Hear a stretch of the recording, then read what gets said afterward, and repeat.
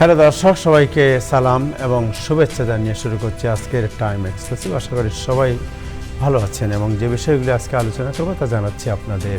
প্রথমেই আজকের বিষয়ের মধ্যে আছে নিশাত জান্নাত, বাংলাদেশি তরুণী যিনি মর্মান্তিক ঘটনার শিকার হয়ে নিহত হয়েছেন। তার জানাজা অনুষ্ঠিত হয়েছে এবং এই বিষয়ে একটি রিপোর্ট আজকে আমরা দেখব এবং এই বিষয়ে কমিউনিটি কী চিন্তা করছে এই বিষয়টি আলোচনা করব। আমরা আজকে আলোচনা করব যে ইরান এবং যুক্তরাষ্ট্র এবং ইসরায়েল যে যুদ্ধ, এই যুদ্ধের বর্তমান অবস্থা কী এবং এই যুদ্ধের পরিণতি কী, এই বিষয়টি আজকে আমরা আলোচনা করব। আজকে আমরা আলোচনা করব যে এই যুদ্ধের কারণে বাজার দর অর্থাৎ আমাদের জীবনযাত্রার উপর কী ধরনের প্রভাব বিস্তার করেছে, এই বিষয়টি আজকে আমরা আলোচনা করব। আজকে অতিথি যারা থাকবেন তাদের মধ্যে আছেন ডক্টর মাসুদুর রহমান, আমাদের সাথে যুক্ত হবেন মৌলানা আশরাফ, যুক্ত হওয়ার কথা আছে, এবং আমাদের সাথে ইব্রাহিম চৌধুরী খোকন এবং আরিফুর রহমান আমাদের সাথে যুক্ত হওয়ার কথা আছে। যাই হোক, শুরু করবো দিনের আপডেট জানাচ্ছেন নাজমুল হাসান। তার আগে যারা ফেসবুকে দেখছেন আশা করি অনুষ্ঠানটি শেয়ার করবেন। নাজমুল হাসান, আপনার কাছে যাচ্ছি। ধন্যবাদ আবু তাহের এবং ধন্যবাদ টাইম টেলিভিশনের সকল দর্শক শ্রোতা এবং প্যানেলিস্ট, সবাইকে সালাম এবং শুভেচ্ছা। আশা করি আপনারা সবাই ভালো আছেন। অত্যন্ত বেদনা বেদুর অবস্থায় আমরা আপনাদের সাথে যোগ দিয়েছি। আজকে আমাদের কমিটির জন্য একটু অত্যন্ত শোকের দিন ছিল এবং একটু পরে আপনার রিপোর্টে আরো বিস্তারিত জানতে পারবেন। এবং এই ধরনের দুর্ঘটনা অহরহই ঘটতে পারে যদি সিটি প্রশাসন এই সমস্ত রাতে 12টার পর আমরা লক্ষ্য করেছি, অনেকেই হয়তো লক্ষ্য করেছেন যে গার্বেজ ট্রাকগুলো যেভাবে গাড়ি পরিচালনা করে কিংবা গাড়ি চালায় তাতে যে কোনো মুহূর্তে দুর্ঘটনা ঘটতে পারে। তারা লেফট রাইট ক্রস ওয়াক এগুলির কোনো তোয়াক্কাই করে না। এবং এটা অত্যন্ত দুর্ভাগ্যজনক। আমাদের সিটি প্রশাসনের কাছে এই বিষয়টা কমিটির যে কমিউনিটি ওয়াইড এই আন্দোলনটা গড়ে তুলতে হবে, যে গার্বেজ ট্রাক গুলোকে নিয়ন্ত্রণে আনতে হবে। কারণ তারা রাতে 12টার পর চালায় বলে তারা মনে করে এটা সিটির ছোট ছোট রাস্তাগুলো যেন ফ্রিওয়ে তাদের জন্য, এবং এই ফ্রিওয়ের মনোভাব থেকেই তারা traffic sign, crosswalk sign, কেউ ক্রস ওয়াক করছে কিনা এই বিষয়গুলো তোয়াক্কাই করে না। আমি নিজে প্রত্যক্ষ করেছি জ্যাকসন হাইটসে অনেক সময় ট্রাকগুলো, এমনকি যারা কর্নার রাস্তা পার্ক করে থাকে, রাস্তার কোনায় যাদের গাড়ি পার্ক করা থাকে তাদের গাড়ি অনেক সময় ভেঙে দিয়ে তারা হিট করে তারা চলে যায়। গার্বেজ ট্রাকগুলোকে নিয়ন্ত্রণ করার কোনো আইন সিটিতে আছে কিনা আমার এই মুহূর্তে জানা নেই। তবে আইন যদি না থাকে সিটি কাউন্সিলের উচিত এদেরকে নিয়ন্ত্রণে আসা। এবং এই জন্য আমাদের কমিটি আমাদের এই মারাত্মক এই বেদনাদায়ক ঘটনাকে কেন্দ্র করে কমিটি ঐক্যবদ্ধভাবে যেন এই আন্দোলনটা গড়ে তুলতে পারে যে সবাইকে আইনের আওতায় আনতে হবে এবং এই ট্রাফিক বিধিগুলো সংশোধন করতে হবে। রাত্রের 12টার পর নিউ ইয়র্ক সিটি রাস্তাগুলো যেন গার্বেজ ট্রাকের পরিচালকদের কাছে ফ্রিওয়ে না হয়ে যায়। যাই হোক, এই বিষয়টি আরো আলোচনা হবে, আশা করি সবাই তাদের মতামত দিবেন। আজকে একটি ব্রেকিং নিউজ আছে, সেটি হচ্ছে ইমিগ্রেশন সংক্রান্ত ব্যাপারে প্রেসিডেন্ট ট্রাম্প এবং তার প্রশাসন অ্যাসাইলাম অ্যাপ্লিকেশনের উপরে যে নিষেধাজ্ঞাটি, যে সাময়িক নিষেধাজ্ঞাটি, যার পজ যেটাকে আমরা বলি, নিষেধাজ্ঞা ঠিক বলবো না, স্থগিত করেছিল অ্যাসাইলাম আবেদন বিবেচনাটি, সেটি তারা পুনর্বহাল করছে। পুনরায় অ্যাসাইলাম আবেদন গ্রহণ করা হচ্ছে, তবে কিছুটা শর্ত আছে। যে 39টি দেশের উপর ট্রাভেল ব্যান জারি করেছিলেন প্রেসিডেন্ট ট্রাম্প, সেই ট্রাভেল ব্যানের দেশগুলোর থেকে যারা আবেদন করেছেন, সেই দেশগুলোর নাগরিক যারা যুক্তরাষ্ট্রে আশ্রয় প্রার্থনার জন্য আবেদন করেছেন, তাদের আবেদন বিবেচনা করা হবে না।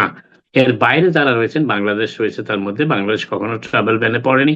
বাংলাদেশ থেকে যারা আবেদন করবেন পলিটিক্যাল অ্যাসাইলামের জন্য কিংবা অন্য ধরনের কোনো অ্যাসাইলামের জন্য, তাদের আবেদনগুলো এখন থেকে বিবেচনা করা শুরু হবে। এই নির্দেশ গতকালই এই নির্দেশটি, গতকাল অপরাহ্নে এই নির্দেশটি এসেছে এবং সেই নির্দেশনামায় দেখা যাচ্ছে যে প্রেসিডেন্ট ট্রাম্প শুধুমাত্র ট্রাভেল ব্যান জারি করা যে সমস্ত দেশ রয়েছে সেই সমস্ত দেশ ছাড়া বাকি দেশগুলো থেকে রাজনৈতিক আশ্রয় আবেদন বিবেচনা করার অনুমতি পুনরায় প্রদান করেছেন। এই হচ্ছে ব্রেকিং নিউজটি, যেটি জানালাম আপনাদেরকে। দ্বিতীয় নিউজটি আসি, সেটি হচ্ছে যে আজ সকালবেলা প্রেসিডেন্ট ট্রাম্প তার যুক্তরাষ্ট্রের মিত্র দেশগুলোর উপর প্রচন্ড ক্ষোভ ব্যক্ত করেছেন। এমনকি এতটাই ক্ষুব্ধ তার মনোভাব ছিল ট্রুথ সোশ্যাল মিডিয়ার পোস্টিং এ। তিনি বলেছেন যাদের তেল দরকার, তার বন্ধু যারা যুক্তরাষ্ট্রের বন্ধু হিসেবে যারা এতদিন দাবি করেছে, যাদের নিরাপত্তার ব্যবস্থাটি যুক্তরাষ্ট্রই করেছে বেশিরভাগ ক্ষেত্রে, সেই সমস্ত দেশ যারা এখন তেলের সংকটে রয়েছে, তারা হয় যুক্তরাষ্ট্র থেকে তেল কিনতে পারে, নতুবা তাদের সৈন্য সামন্ত নৌবাহিনীর লোকজন নিয়ে স্টেট অফ হরমুজে যে জাহাজগুলো পার্ক করা আছে সেখান থেকে তেল নিয়ে আসতে পারে। এমনটাই প্রেসিডেন্ট ট্রাম্প আজকে বলেছেন যে যুক্তরাষ্ট্র তারা তেল যুক্তরাষ্ট্র থেকে কিনতে পারে যদি তাদের প্রয়োজন হয়। এর এই ব্যাখ্যাটি এই জন্যই প্রেসিডেন্ট ট্রাম্প দিয়েছেন যে হরমুজ প্রণালীকে মুক্ত করার জন্য তিনি মিত্রদের যে সহযোগিতা প্রত্যাশা করেছেন, একটি মাত্র দেশও সাড়া দেয়নি। এমনকি তার প্রত্যুত্তরে ফ্রান্স তাদের আকাশ সীমা ব্যবহার নিষিদ্ধ করে দিয়েছে ইসরায়েলের উপরে, যে জন্য প্রেসিডেন্ট ট্রাম্প চরম ক্ষুব্ধ হয়েছেন ফ্রান্সের প্রেসিডেন্ট ম্যাক্রোর উপরে। ফ্রান্স গতকাল ঘোষণা করেছে যে তারা ইসরায়েলকে তাদের আকাশ সীমা ব্যবহার করতে দিবে না ইরান আক্রমণের জন্য। এই হচ্ছে সর্বশেষ পরিস্থিতি। এবং প্রেসিডেন্ট ট্রাম্প আজকে তার ট্রুথ সোশ্যাল মিডিয়ায় ইংল্যান্ডকেও খোঁচা দিয়েছেন। ইংল্যান্ডের ইউনাইটেড কিংডম ইংল্যান্ডকে উদ্দেশ্য করে বলেছেন যে ইংল্যান্ড যুক্তরাষ্ট্রের সাথে হরমুজ প্রণালী উদ্ধারে সহযোগিতা করতে সম্পূর্ণ অপারগতা জানিয়েছে। এবং প্রেসিডেন্ট ক্ষুব্ধ প্রতিক্রিয়া ব্যক্ত করে বলেছেন যদি ইংল্যান্ডের তেলের দরকার হয় তারা যুক্তরাষ্ট্র থেকে ক্রয় করতে পারে, কিনতে পারে, যুক্তরাষ্ট্র তাদেরকে এমনিতে কোনো তেল দেবে না। আর যদি যুক্তরাষ্ট্রের তেল কেনা তাদের পছন্দ না হয় তারা স্টেট অফ হরমুজে গিয়ে নিজেদের সৈন্য সামন্ত নিয়ে সেখান থেকে তেল গ্রহণ করতে পারে, যেটি অনেকটা অসম্ভব। যাই হোক, এই হচ্ছে সর্বশেষ প্রেসিডেন্ট ট্রাম্পের হুমকি। তবে প্রেসিডেন্ট ডিফেন্স সেক্রেটারি যুক্তরাষ্ট্রের প্রতিরক্ষা সচিব একসাথে আজকে বলেছেন যে রিজিম চেঞ্জ, তার ভাষায়, হ্যাকসেতের ভাষায়, যে ইরানে সরকার পরিবর্তন হয়েছে, রেজিম চেঞ্জ পরিবর্তন হয়েছে। যদি ইরানের পক্ষ থেকে এই ধরনের কোনো ঘোষণা আসেনি, সেখানে রেজিম চেঞ্জ হয়েছে। কিন্তু যুক্তরাষ্ট্রের প্রতিরক্ষা সচিব বলেছেন যে যে রেজিমটি নতুন দায়িত্বভার গ্রহণ করেছেন ইরানের, সেটি আগের চাইতে বুদ্ধিমান, ওয়াইজার, সেটি তিনি বলেছেন, উল্লেখ করেছেন। এবং অতীতের ঘটনাবলীর সাথে বর্তমানে যারা রেজিম চেঞ্জের পরে দায়িত্ব গ্রহণ করেছেন তারা নতুন ভাবে ইরানকে ঢেলে সাজাতে চান এবং প্রেসিডেন্ট ট্রাম্প তাদের সাথে যে কোনো ধরনের চুক্তি করতে প্রস্তুত। ওপেন ডিল, যেটা পিট হ্যাকসেল, যিনি যুক্তরাষ্ট্রের প্রতিরক্ষা সচিব, মূলত ওয়ার মিনিস্টার মন্ত্রণালয়ে তিনি প্রধান, এবং ডিপার্টমেন্ট অফ ডিফেন্সের নতুন নাম ডিপার্টমেন্ট অফ ওয়ার। সেই ওয়ারে তিনি, যদিও তাকে এখনো ডিফেন্স সেক্রেটারি বলা হয়, আর তিনি এই মন্তব্যটি করেছেন। তবে ইউনাইটেড যুক্তরাষ্ট্র ইরানের সাথে একটি সম্পর্ক স্থাপন করতে চায় বন্ধুত্বপূর্ণ, তার কথায় তেমনটি ইঙ্গিত পাওয়া গেছে। যদি ইরান তাতে রাজি না হয় তাহলে আরো জোরালো ভাবে ইরানের উপর আক্রমণ পরিচালনা করা হবে, এমন হুমকিও তিনি দিয়েছেন। যে হুমকিটা অনেকটা পুনর্ব্যক্ত করেছেন প্রেসিডেন্ট ট্রাম্প গতকাল, যে হুমকিটি দিয়েছেন, হয় চুক্তি করো নতুবা আরো শক্তি করো, এই এমন অবস্থায় যুক্তরাষ্ট্রের প্রতিটি পাম্পে গ্যাস মূল্য $4 অতিক্রম করেছে গতকাল। সেই ঘোষণাটি আজকে দিয়েছে আমেরিকান অটোমোবাইল অ্যাসোসিয়েশন। যুক্তরাষ্ট্রের কোথাও এখন $4 নিচে গ্যাস পাওয়া যায় না। এবং এই প্রথম 2022 সালের পর এই যুক্তরাষ্ট্রে কোনো পাম্পে সাধারণ গ্যাসের মূল্য গ্যালন প্রতি $4 অতিক্রম করেছে। আর গত পরশুদিন নিউ ইয়র্ক শহরে আমি $3.95 দেখেছিলাম। আজকে সেই পাম্পেই বিক্রি হচ্ছে $4.15।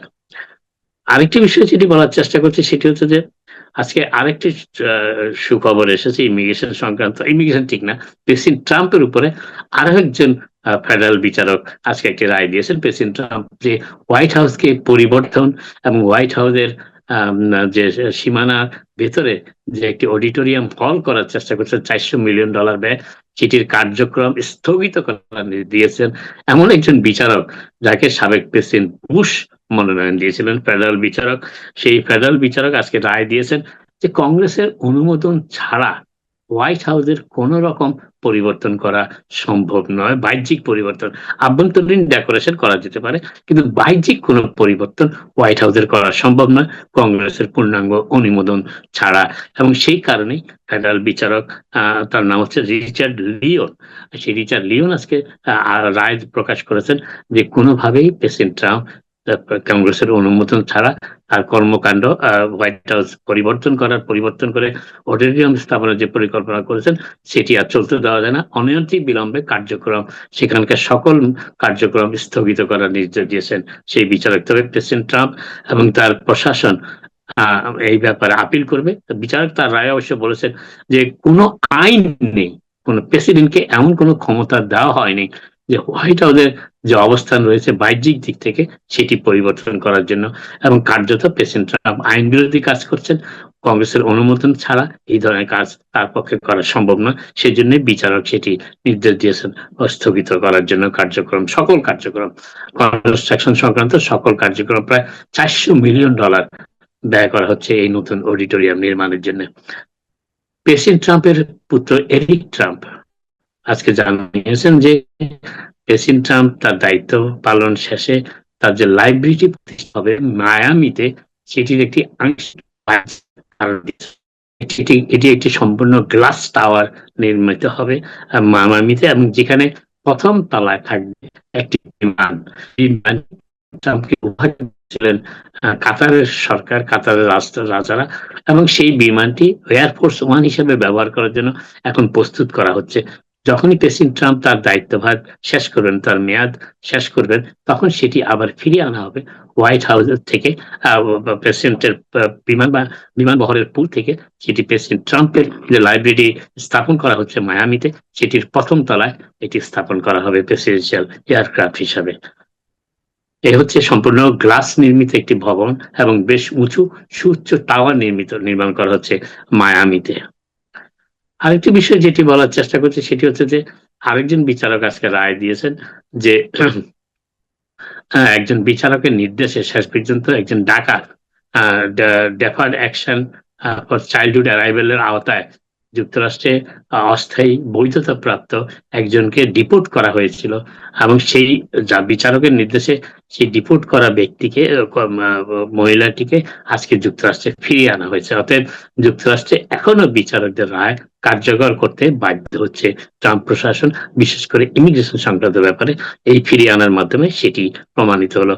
মেরিয়া ডি জিসাস স্টান্ডা জুয়ারেস নামে একজন মহিলাকে এই ফেরত পাঠানো হয়েছিল, যিনি ঢাকার আওতায় যুক্তরাষ্ট্রে অস্থায়ী বৈধতা পেয়েছিলেন এবং কাজ করার অনুমতি ছিলেন। তিনি মেক্সিকো গিয়েছিলেন, আর ফেরার পথে তাকে দেওয়া হয়নি, তাকে ফেরত পাঠিয়ে দেওয়া হয়েছিল, রিমুভ করা হয়েছিল, এবং সেই জন্য পুনরায় তার পরিবারের পক্ষ থেকে আবেদন করার পর বিচারক নির্দেশ দিয়েছেন, এবং বিচারকের নির্দেশ পালন করে আইস কর্তৃপক্ষ যুক্তরাষ্ট্রের ডিপার্টমেন্ট অফ হোমল্যান্ড সিকিউরিটি তাকে যুক্তরাষ্ট্রে ফিরিয়ে এনেছেন ঢাকা রিসিপিয়েন্ট হিসাবে। কস্টকোর বিরুদ্ধে মামলা দায়ের করেছেন এক ধরনের ভোক্তারা। তার মামলাটা হচ্ছে এই জন্য যে কস্টকো ট্যারিফ বাবদ যে অর্থ দিয়েছে, সেই অর্থ তারা ইতিমধ্যেই গ্রাহকদের কাছ থেকে পণ্য দ্রব্যের মূল্য অধিক হারে আদায় করে, আর অধিক হারে মূল্য পরিশোধের ব্যবস্থা করে সেই ট্যারিফের অর্থ তারা গ্রাহকদের কাছ থেকে আদায় করেছে।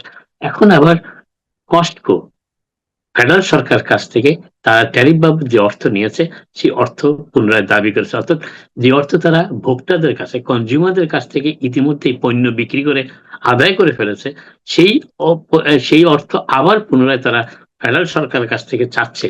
এটি দুই আয়ের ব্যাপার, এবং এই কারণেই কস্টকো যাতে এই দ্বিতীয় ট্রাম্প প্রশাসনের পক্ষ থেকে এই আইটি নিতে না পারে, তারা যে অর্থ ট্যারিফ বাবদ ব্যয় করেছে সেটি যাতে ফেরত নিতে না পারে, সেই জন্য এই মামলাটি দায়ের করেছে ভোক্তাদের একটি সংগঠন।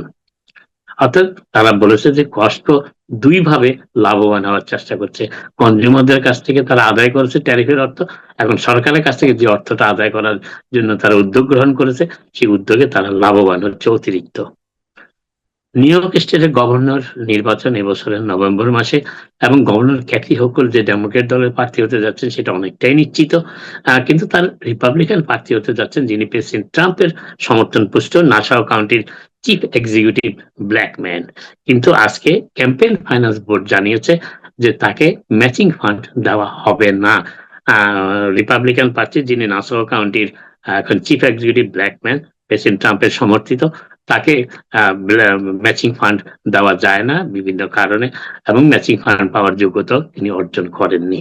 ইতিমধ্যেই তিনি $20 মিলিয়ন পিছিয়ে রয়েছেন, তার থেকে বেশি $20 মিলিয়ন নির্বাচনী তহবিল হিসাবে সংগ্রহ করেছেন গভর্নর ক্যাথি হোকুল, এবং জনমত জরিপ অনেকটাই এগিয়ে রয়েছেন ক্যাথি হোকুল, ডেমোক্রেটিক দলীয় গভর্নর বর্তমানে নিউ ইয়র্ক স্টেটের। নিউ ইয়র্ক সিটি কাউন্সিলের একজন সদস্যের বিরুদ্ধে ফেডারেল সরকার তদন্ত শুরু করেছে। যে আপনাদের হয়তো মনে আছে যে নিউ ইয়র্ক শহরে শেল্টার নিয়ে বেশ কিছু কন্ট্যাক্ট দেওয়া হয়েছিল, যখন সীমান্ত অতিক্রম করে নিউ ইয়র্কে হাজার হাজার মানুষ নিউ ইয়র্কে আশ্রয় নিয়েছিল, তখন জরুরি ভিত্তিতে অনেক শেল্টার স্থাপন করার অনুমতি দিয়েছিল সিটি প্রশাসন, মেয়র এরিক অ্যাডামসের প্রশাসন।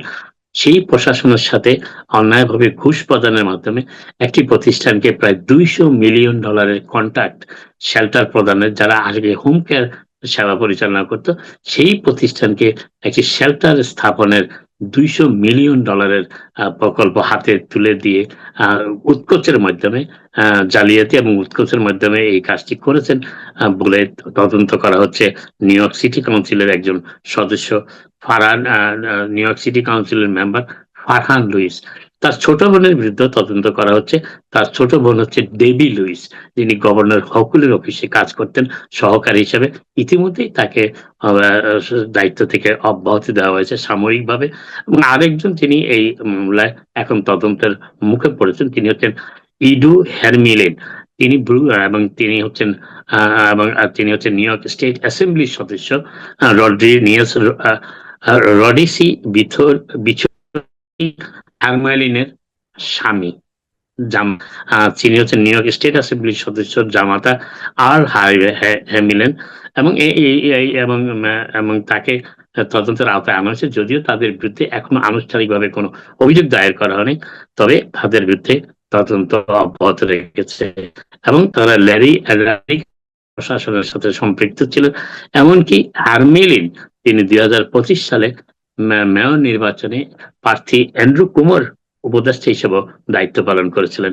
নিউ ইয়র্ক সিটির মেয়র এরিক অ্যাডামস আজকে নেক্সট মাইল এনওয়াইসি যে প্রকল্পের আওতায় নিউ ইয়র্ক শহরে সিডিএল লাইসেন্সের প্রশিক্ষণ দেওয়া হয়, সেই প্রশিক্ষণের আওতায় তিনি এখন রাইকার্স আইল্যান্ডে যারা জেল খাটছে তাদের নিয়ে আসছেন। এখন রাইকার্স আইল্যান্ডে যারা জেল খাটছে, তারা জেল থেকে জেলে থাকাকালীন অবস্থায় সিডিএল লাইসেন্স পাওয়ার জন্য যে প্রশিক্ষণ প্রয়োজন, সেই প্রশিক্ষণটি তারা গ্রহণ করবেন।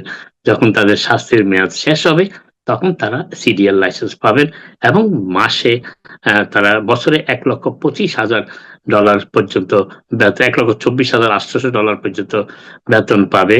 এবং এই $2.9 মিলিয়ন এই প্রকল্পের আওতায় রাইকার্স আইল্যান্ডে যারা এখন জেল খাটছেন, তারা যারা সিডিএল লাইসেন্স পাওয়ার জন্য উপযুক্ত বিবেচিত হবেন শারীরিকভাবে এবং সেই সিডিএল লাইসেন্স পাওয়ার যোগ্যতায় আসতে পারেন এমন বিবেচনা, প্রায় সবাইকে এই সিডিএল লাইসেন্সের প্রশিক্ষণ দেওয়া হবে তারা জেলে থাকা অবস্থায়।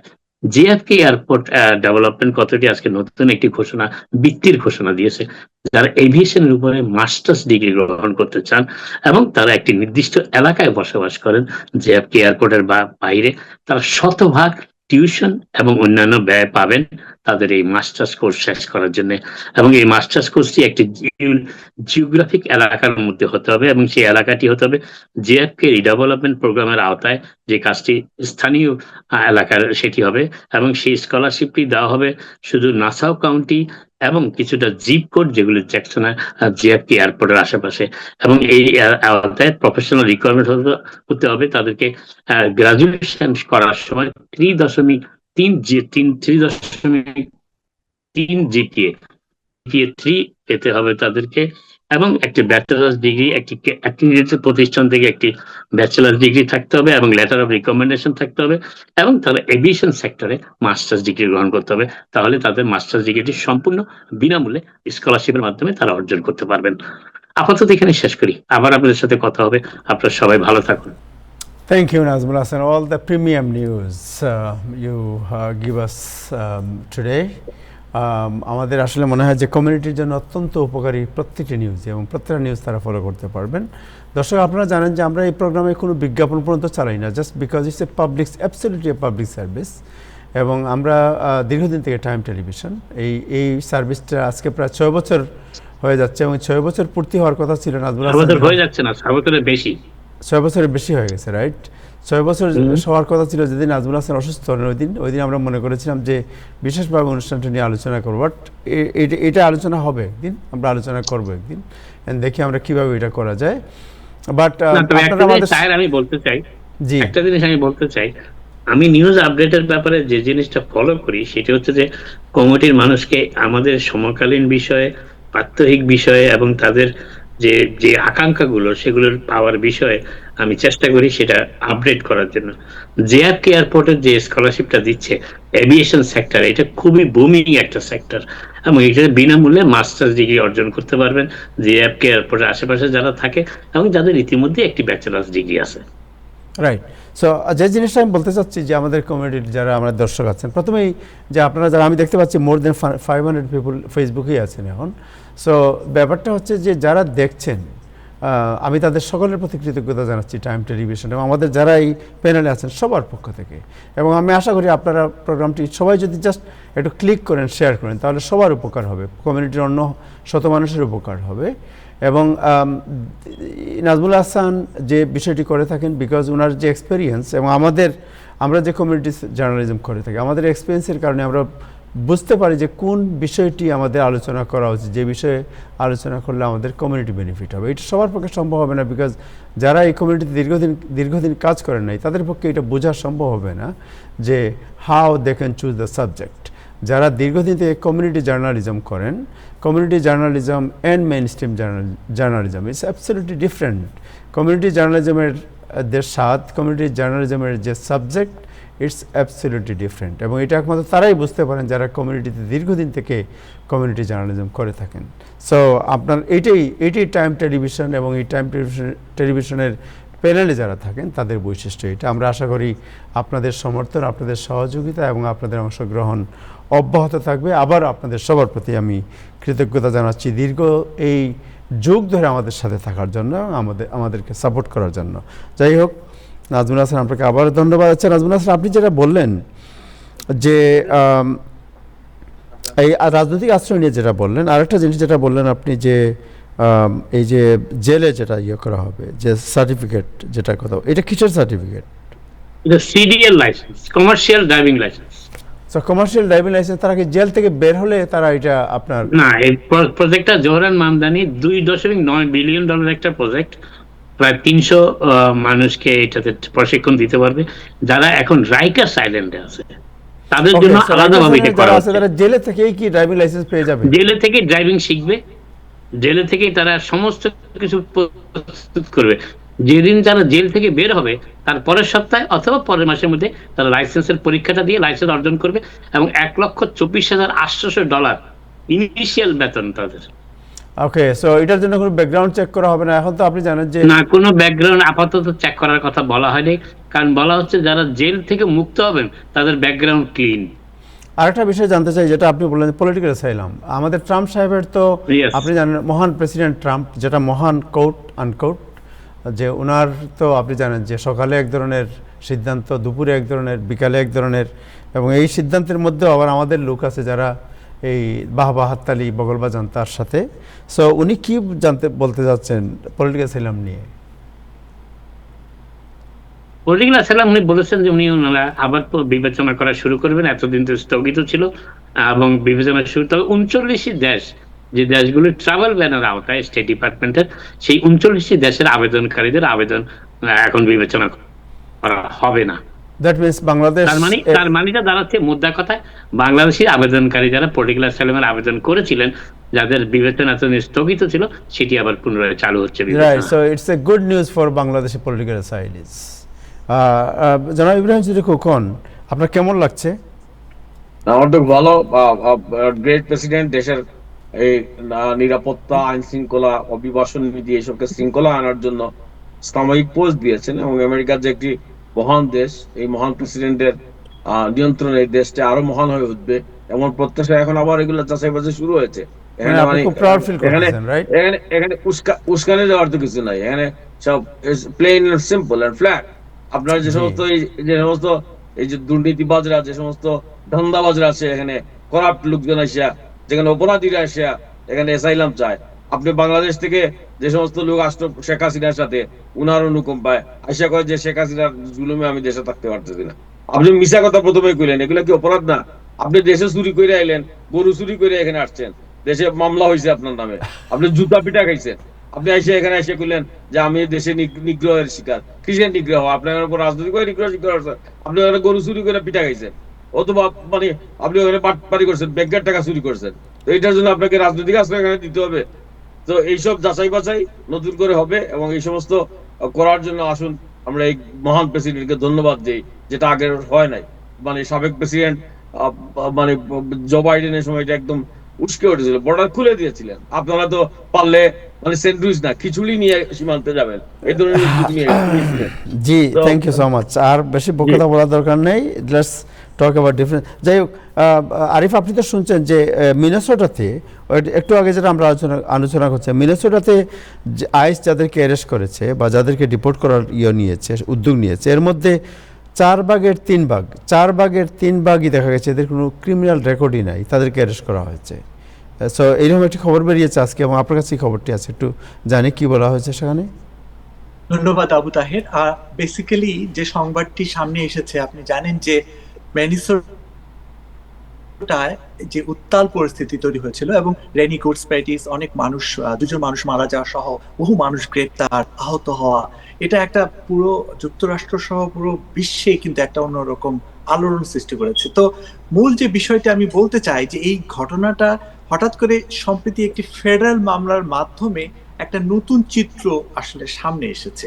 যে চিত্রটি সামনে এসেছে, যে আমি একটু ব্যাখ্যা দেওয়ার চেষ্টা করছি, যে 2025 সালের ডিসেম্বর থেকে 2026 সালের মধ্যে এই অভিযানে দেখানো হয়েছে যে 3779 জন মিনেসোটার বাসিন্দাকে মূলত গ্রেফতার করা হয়েছিল। তো ইন্টারেস্টিং ব্যাপার হচ্ছে যে যে তথ্যটা এসেছে যে গ্রেপ্তারকৃতদের মধ্যে 25% কম, অর্থাৎ 1/4 অপরাধমূলক দোষী সাব্যস্ত হয়েছিল, এবং আরো প্রায় 13% বিরুদ্ধে মামলা বিচারাধীন ছিল। তো বিশ্লেষণ অনুযায়ী মোট গ্রেপ্তারকৃতদের মধ্যে 60% বেশি কোনো ধরনের অপরাধের দায়ে অভিযুক্ত ছিল না। এটা কিন্তু আমার কথা না, এটা হচ্ছে যে ফেডারেল মামলার তথ্য, সে তথ্য এসেছে। এবং এখানে আরেকটি বিষয় খুবই গুরুত্বপূর্ণ বলার মতো, যেটা হলো যে ট্রাম্প প্রশাসনের কর্মকর্তারা দাবি করেছিলেন যে তারা সবচেয়ে খারাপ অপরাধীদের, যেমন খুনি, ধর্ষক, গ্যাং সদস্যকে গ্রেপ্তার করেছেন, কিন্তু আইসের অভ্যন্তরীণ তথ্য দেখাচ্ছে যে এই ধরনের গ্রেপ্তার ব্যতিক্রম ছিল, নিয়ম নয়। অর্থাৎ অধিকাংশ গ্রেপ্তার করা হয়েছিল দেওয়ানি অভিবাসন লঙ্ঘনের জন্য, যেমন ভিসার মেয়াদ শেষ হয়ে যাওয়া সহ আরো কিছু অপরাধে। তো যাদের অপরাধের রেকর্ড ছিল তাদের অনেকেই সরাসরি জেল থেকে নেওয়া হয়েছিল, রাস্তায় অভিযান চালিয়ে নয়, এরকম একটি তথ্য এসেছে। এবং 2025 সালের ডিসেম্বর থেকে 2026 সালে 97% ছিল নন কাস্টোডিয়াল বা রাস্তায় ধরা, যেখানে ব্যক্তিকে অন্য কোনো সংস্থার হেফাজত থেকে নেওয়া হয়নি। এই তথ্যটা সামনে এসেছে। এবং শেষ যে তথ্যটি বলতে চাই, গ্রেপ্তারকৃতদের অধিকাংশই লাতিন আমেরিকার দেশ থেকে এসেছেন। সবচেয়ে বেশি গ্রেপ্তার হয়েছেন ইকুয়েডরের নাগরিক, যারা মোট গ্রেপ্তারকৃতদের 1/4 বেশি, এরকম একটি তথ্য এসেছে। এবং প্রেসিডেন্ট ট্রাম্প কিন্তু বলেছিলেন যে সোমালিয়ান আমেরিকানদের সমালোচনা করলে এই অভিযানে মাত্র 106 জন সোমালিয়ান নাগরিক গ্রেপ্তার হয়েছিলেন। তো এই বিষয়টি বেশ চাঞ্চল্যকর সৃষ্টি করেছে, এই জন্য যে যে তথ্যগুলো এতদিন সামনে ছিল সে তথ্যটার মধ্যে একটা ভিন্নতা এসেছে। এই পর্যন্তই। Thank you so much, thank you, আপনাকে অনেক ধন্যবাদ। যাই হোক, দর্শক, আমাদের সাথে আছেন ডক্টর মাসুদুর রহমান, যিনি যদিও পেশায় ডক্টর, কিন্তু সামাজিক বিভিন্ন ইস্যু, এনভায়রনমেন্ট, মেডিকেল ইস্যু, এমন কোনো ইস্যু নয় যে ইস্যুতে উনি বিচারণ করেন না। প্রত্যেকটি ইস্যুতেই তার অবাধ বিচারণ রয়েছে। এবং আজকে তার কাছে আমরা জানতে চাইব যে ইরান যে যুদ্ধ, যেটা যুক্তরাষ্ট্র এবং ইসরায়েল এবং ইরানের মধ্যে যে যুদ্ধ শুরু হয়েছে এবং চলছে, এই যুদ্ধ নিয়ে আসলে যে অ্যানালাইসিস, বিভিন্নজন বিভিন্ন ধরনের অ্যানালাইসিস করছেন যে আলটিমেটলি যুদ্ধের ইতি কোথায়, এই যুদ্ধ কে বিজয়ী হবে। যুক্তরাষ্ট্র বলছে যুক্তরাষ্ট্র বিজয়ী হবে, ইরানের যে অবস্থা তাতে মনে হচ্ছে মাঝখানে যেন এক জায়গায় আমরা কাদায় আটকা পড়ে গেছি, এই ধরনের অ্যানালাইসিস আছে। আবার অনেকে বলছেন 2-1 দিনের মধ্যেই হয়তো যুক্তরাষ্ট্র পুরো জিনিসটা সেটেল করে ফেলবে। ট্রাম্প বলেছেন যে বিজয় অতি নিকটে, এই ধরনের বিভিন্ন ধরনের কথাবার্তা আমরা শুনতে পাচ্ছি। বাট আমরা আসলে রিয়েল একটি অ্যানালাইসিস শুনতে চাই। ডক্টর মাসুদ, আপনার কাছ থেকে শুনি একটু। আপনি তো অনেকগুলো বিষয়টি দেখছেন এবং আপনি ইরান সম্পর্কে আমার আইডিয়া আছে, ইরানে আপনি ছিলেন। সো আপনার কাছ থেকে অ্যানালাইসিস শুনি যে আপনি যে হরমুজ প্রণালী নিয়ে উত্তেজনা চলছে, আপনার ইরান থেকে বিভিন্ন দেশে আপনার ক্ষেপণাস্ত্র ছোড়া হচ্ছে এবং এক ধরনের বড় ধরনের অস্থিরতা পুরো মিডল ইস্ট জুড়ে চলছে এবং আক্রমণও চলছে ইরানের উপর। সো আপনার কি মনে হয়? আসসালামু আলাইকুম তাহের ভাই এবং টাইম টেলিভিশনের সমস্ত দর্শকবৃন্দ, সালাম। এবং আজকের প্যানেলের বিজ্ঞ যারা প্যানেলিস্ট রয়েছেন তাদেরকেও সালাম জানিয়ে বলছি। এই যুদ্ধটা বেশ অনেকদিন হয়ে গেল, যদিও কথা ছিল যুদ্ধটা 3-4 দিনের মধ্যে শেষ হবে, অ্যাটলিস্ট তাই তো আমাদের প্রেসিডেন্ট বলেছিলেন। তো অনেকদিন হয়ে গেল, it's about a month or so, second মান্থে পড়তে যাচ্ছে। তো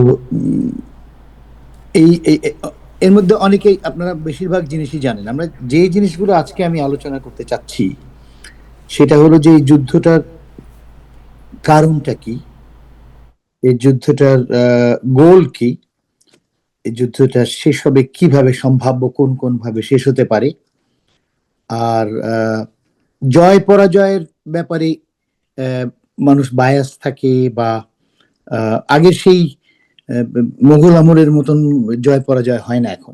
এখন জয় পরাজয়টা নির্ভর করে অনেক কিছুর উপরে, ইটস এ রিলেটিভ টার্ম। তো সেদিক থেকে যে কারা আসলে জয়ী হতে যাচ্ছে বলে মনে হয়, আর ইমপ্লিকেশন গুলা কি সব সারা পৃথিবীতে এবং আমাদের বাংলাদেশেও। This are the few points we can discuss. এখন আগেও একদিন বলেছি যে ওয়ারের কিছু কারণ থাকে। একটা হচ্ছে ইমিনেন্ট ডেঞ্জার থাকে, এই যে কোনো মুহূর্তে আমাকে আক্রমণ করতে পারে, এই ভয় থাকে, that can be a cause of war. বা প্রভোকেশন থাকে, প্রচুর প্রভোক করছে এই কান্ট্রিটা আমাকে, আমার দেশকে, একটা যুদ্ধ হতে পারে। বা এই কান্ট্রিটা এমন কিছু করতে যাচ্ছে যেটা আমার দেশের সার্বভৌমত্বের জন্য ভয়ঙ্কর হবে, তখন যুদ্ধ হতে পারে। তো এই কারণগুলি যদি আমরা দেখি তাহলে দেখবো যে তাদের যে কারণগুলো দেখানো হচ্ছিল, একটা হচ্ছে যে নিউক্লিয়ার ওয়েপন তৈরি হয়ে যাচ্ছে 2 সপ্তাহের মধ্যে। এটা আমরা শুনছি 20 বছর ধরে, 20 ইয়ার্স ধরে একই কথা শুনছি যে 2 সপ্তাহের মধ্যে তারা তৈরি করে ফেলছে।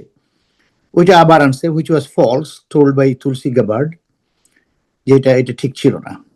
2 নম্বর ছিল ইমিনেন্ট ডেঞ্জার, ছিল আমাদেরকে যে কোনো সময় তারা আক্রমণ করতে পারত।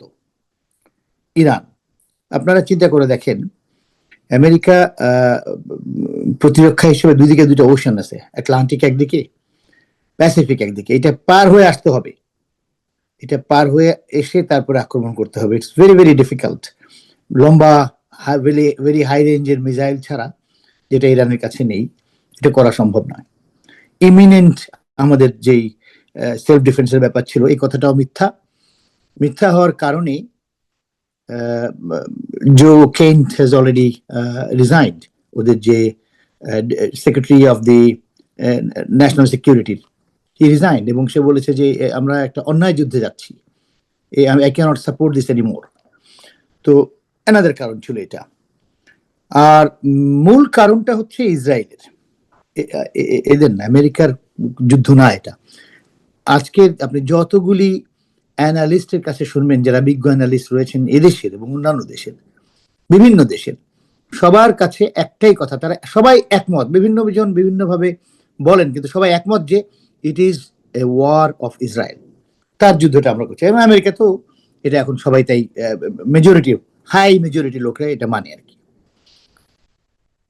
ইসরায়েলের কারণটা হচ্ছে ওরা 40 বছর ধরে, নেতানিয়াহু নিজে বলেছে, আমি 40 বছর ধরে ট্রাই করছি ইরানের সাথে যুদ্ধ করার, আমেরিকাকে নামানোর, পারে নাই। লাস্টে এই স্বল্প বুদ্ধি সম্পন্ন মহান প্রেসিডেন্টকে পেয়ে করেছে। প্লাস তাদের হাতে আরেকটা জিনিস ছিল বলে এখন সব জায়গাতে আলোচনা হয়, সেটা হচ্ছে যে এপস্টেইন ফাইল। জেফ্রে এপস্টেইনের সাথে যেই তার হাতে যে ছবিগুলি আছে ডোনাল্ড ট্রাম্পের, এটা খুবই ভয়ঙ্কর কিছু ছবি আছে আর কি, বা ভিডিও আছে, যেগুলো বাইরে বের হলে পরে তার সাজা হয়ে যাওয়ার সম্ভাবনা। তো এইটা একটা ছিল, পয়েন্ট ছিল, এটা একটা ভ্যারিয়েবল ছিল ইসরায়েলের হাতে, যেটা দিয়ে তারা ব্ল্যাকমেল করতো আর কি। ওটা তো, এই ব্ল্যাকমেল করা ইসরায়েলের লাইফ লং এর স্বভাব, and that's what they have done. তাহলে পরে যুদ্ধটার কারণ যদি আমরা দেখি, নিউক্লিয়ার ওয়েপন ঠিক নয়, ব্যালিস্টিক মিসাইল রেঞ্জ বাড়ছে, ওটাও ইসরায়েলের ব্যাপার এটা। তারপরে রেজিম চেঞ্জ করতে হবে, এই কথাটা আসলো। রেজিম চেঞ্জ করতে হবে এটা আগে ছিল না, বাট আসছে। এবং এখন তো কেউ কেউ কখনো একজন বলে রেজিম চেঞ্জ হয়ে গেছে, একজন বলে রেজিম চেঞ্জ হয় নাই। দুটো কথাই তারা বলছে, দি ক্যাবিনেট। সো এটা সঠিক কোনো কারণ নেই।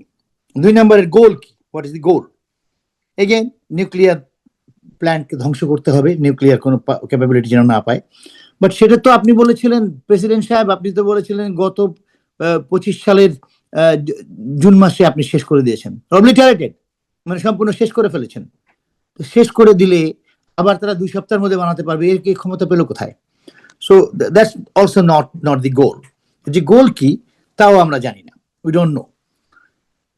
তাকে বোঝানো হয়েছে যে 3-4 দিনের মধ্যে যুদ্ধ শেষ হয়ে যাবে, আমরা একেবারে মাথার যারা আছে তাদেরকে মেরে ফেলবো, টার্গেট কিলিং করবো।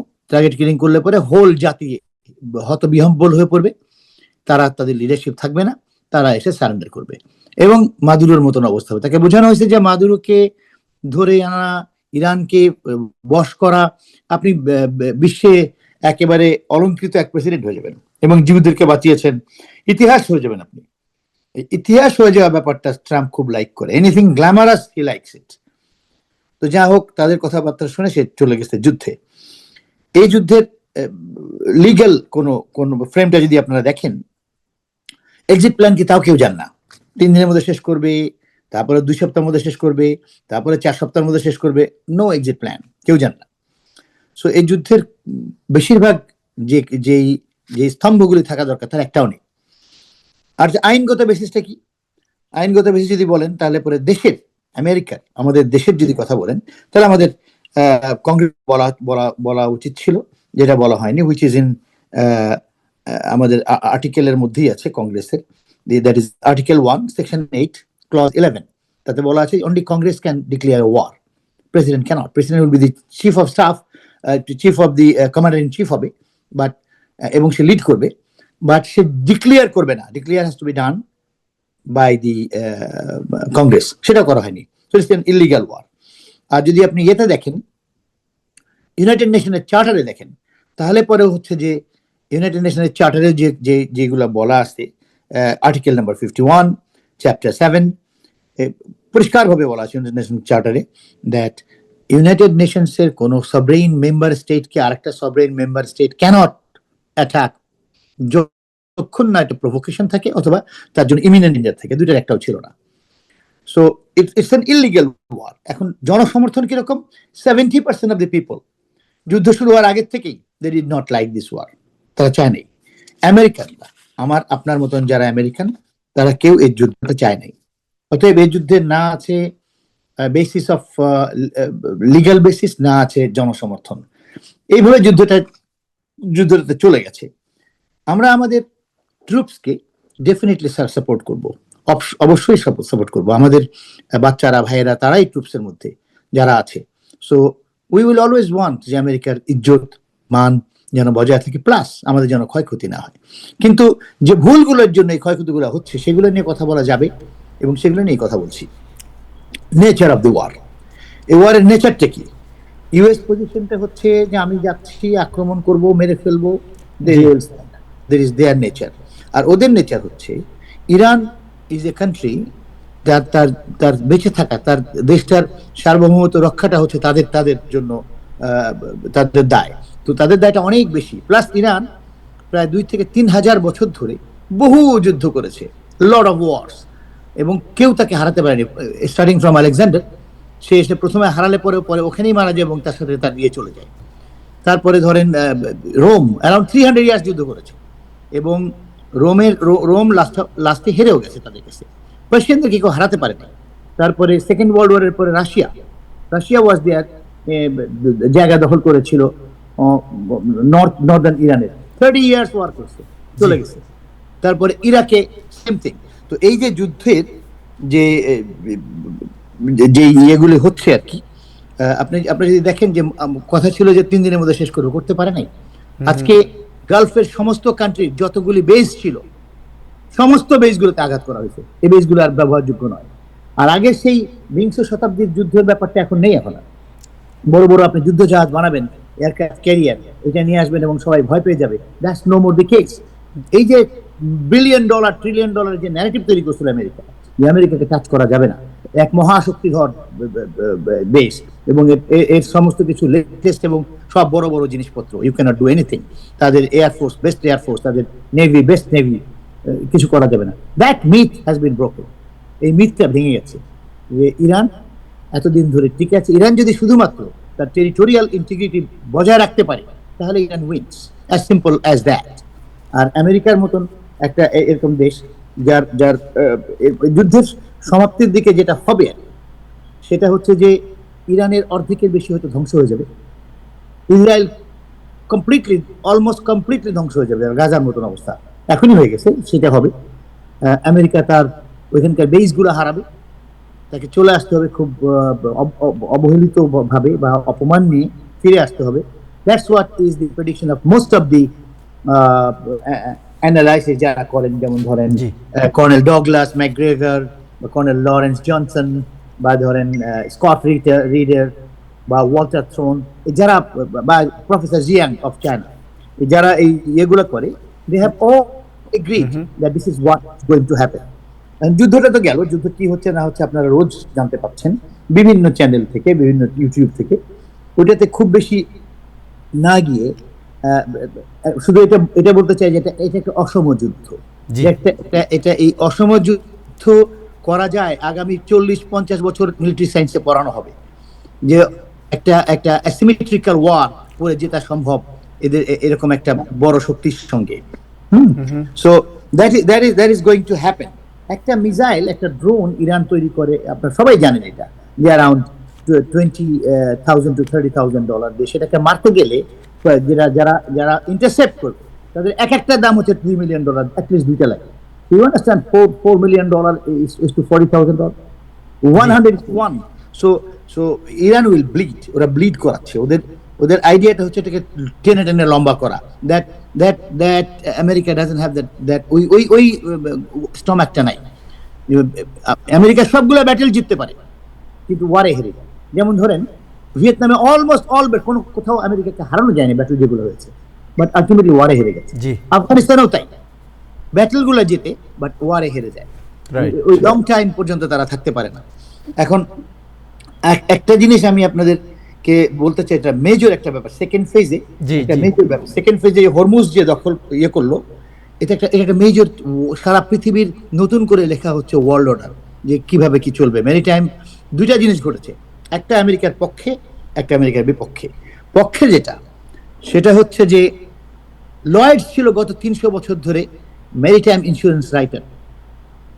মেরিটাইম সারা পৃথিবীর মেরিটাইমের যে আপনার জাহাজের যে ইন্স্যুরেন্স করা হবে, that was always by Lloyd's. Lloyd's is losing it. ইরানের সাথে কিছু এগ্রিমেন্ট হচ্ছে, Iran has taken out most of its accounts and others out of British jurisdiction system. বের করে নিয়ে আসার কারণে এখন ইন্স্যুরেন্স যারা করবে, জাহাজের যারা নিয়ে যাবে, তারা most of them are coming to Miami and some are coming to Dubai. So that's a hell big of a loss. $120 billion একটা মার্কেট চলে যাচ্ছে। আর আমেরিকা যেটা ক্ষতি হচ্ছে, এটা একটু খেয়াল করে শোনার দরকার আমার মনে হয় সবার। আমরা সবাই জানি হোয়াট ইজ পেট্রোডলার। পেট্রোডলারের জন্যই আজকে আমেরিকা সারা পৃথিবীতে এগুলো করে বেড়াতে পারছে। পেট্রোডলারটা কি? 71 সালের দিকে যখন মূল সমস্যাটা হলো, তখন USA arranged with Saudi Arabia 73-74 দিকে। আগে ডলারের এগেনস্টে তারা গোল্ডের এগেনস্টে ডলার তৈরি করতো, যার জন্য ডলারের প্রতি মানুষের একটা ফেথ ছিল। কিন্তু যখন নিক্সন এসে ওটাকে বন্ধ করে দিল, তখন তো একটা ফেথ থাকতে হবে। কিভাবে ফেথটা আসবে? ডলারের উপরে বিশ্বাসটা জন্মাবে কি করে সারা পৃথিবীর দোষে? তো বিশ্বাসটা জন্মানোর জন্য সৌদি আরব সামনে আসলো। তারা বললো, তারা স্বীকার করলো বা এগ্রিমেন্টে গেল যে প্রতিটি তেল তারা শুধুমাত্র ডলারে বিক্রি করবে, বাস। That's all. ওপেকের সবাই আস্তে আস্তে এটা ফলো করলো। এটা ডলার হয়ে গেল যে prominent currency of the world. পৃথিবীর প্রত্যেকে ডলার লাগে। চায়না ডলার দরকার, জাপান ডলার দরকার, any industrialised nation must need dollar. যার জন্য আমরা রিজার্ভ রাখি। আমরা রিজার্ভ কি ইউরোতে রাখি না, আমরা ডলারে রাখি। ইন্ডিয়া তাই করে, পাকিস্তান তাই করে, চায়না তাই করে, Japan, every country needs dollar. এই কারণে এই যে ক্ষমতা, অসীম ক্ষমতা ডলারের, এই ক্ষমতার কারণে আমেরিকা $40 ট্রিলিয়ন মাইনাস থাকা সত্ত্বেও পড়ে যাচ্ছে না। অন্য কোনো কান্ট্রি হলে পড়ে যেতে পারে না, কারণ তারা ছাপাতে পারতেছে। দে ক্যান প্রিন্ট আউট, কোনো সমস্যা নেই তাদের। এই যে ডলারের যে দৌরাত্ম্য, এবং এইটার জন্য তারা 800 জায়গাতে, পৃথিবীর 800 জায়গাতে, প্রায় 800, 790 সামথিং, 800 জায়গায় তারা বেস বানিয়ে ঘুরে বেড়াচ্ছে। এই এই এই ডলারের মূল্যের কারণে সারা পৃথিবীর উপরে তারা কর্তৃত্ব করতে পারছে। এই কর্তৃত্বটা চলে যেতে বসছে কিভাবে? হরমুজে আপনারা শুনছেন নিশ্চয়ই যে এখন থেকে হরমুজে তেল নিতে গেলে আপনাকে ইউয়ানে পে করতে হবে, উইচ ইজ চাইনিজ কারেন্সি। ইউয়ানে পেমেন্টটা অনেক আগে থেকে শুরু হয়েছে, আর চায়না প্যারালাল এটা শুরু করছে অনেক আগে থেকে, কিন্তু ডলারের সাথে পেরে উঠছিল না, বা পেরে ওঠার সম্ভাবনা ডলার এত বেশি মানুষের মনে গেঁথে গেছে। তারা কিভাবে শুরু করলো? রাশিয়া তার পেমেন্ট গুলা করতো সমস্ত ইউয়ানে বা নিত ইউয়ানে, রাশিয়া শুরু করলো। বাংলাদেশের আমাদের রূপপুর প্রজেক্ট পেমেন্ট করা হয়েছে কিসে? Not in dollar, in yuan. China আরেকটা প্যারালাল ইয়ে করছে, CIPS, cross border interbanking payment system, they have made it. এইটা যদি হয় তাহলে ডলারের দৌরাত্ম্য কমে যাবে। আমাদের জন্য এটা অত্যন্ত খারাপ একটা সংবাদ, এবং ডলারের এটা কমে গেলে আমেরিকার সারা পৃথিবীর উপরে ভৌগোলিক সমস্ত জায়গার উপরে যে কর্তৃত্ব, এই কর্তৃত্বটা থাকবে না। Thank you. So it's going to be I understand that you want me to stop, but no, I'm going to.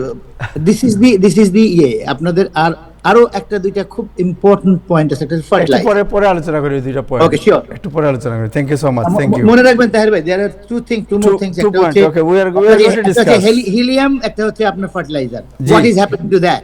Right Helium এর সাথে কি সম্পর্ক? we are coming to you again. Thank you. আমি একটু ইব্রাহিম সিদ্দিক খোকন আপনার কাছে যাই। আপনি কি শুনতে পাচ্ছেন ইব্রাহিম সিদ্দিক খোকন? জি বলেন।